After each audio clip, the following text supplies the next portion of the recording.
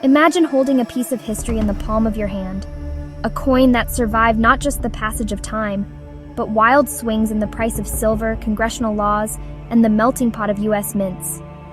I'm talking about the legendary 1906 U.S. Philippine Peso, the king of Philippine pesos.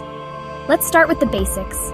Designed by Malicio Figueroa and engraved by the famous Charles Barber, this hefty silver coin weighs in at just under 27 grams and stretches 38 millimeters across. Only 201,000 were minted in San Francisco, and almost all of them disappeared before anyone even knew they were special. The obverse is a work of art. A young Filipino woman standing strong, striking an anvil, with the smoldering volcano behind her. The reverse?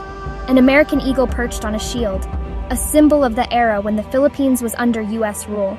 So why is this coin so incredibly rare? First, those early pesos were made of 90% silver, almost too much for their own good. By 1905, silver prices were climbing so fast, the coins were worth more melted down than spent. Congress stepped in, slashing the silver content for future coins. But for the 1906 peso, it was too late. Most were held back by the Treasury, only to be melted down or shipped to the U.S. for recoinage in 1907. The few survivors didn't have it easy. Most ended up in everyday pockets, not velvet-lined collections.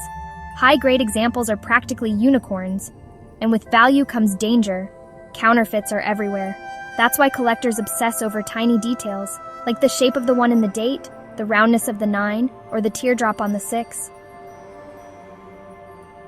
The 0 should have a straight right side. Here's what sets a real 1906 apart. Check the weight. Genuine coins should be nearly 27 grams. If you're ever in doubt, certification is a must. So, how much is one of these legends worth? In 2020, an AU 58 grade fetched over $43,000 at auction. The very best examples barely reach MS62, proof that even the survivors lived hard lives. The 1906 peso isn't just a coin.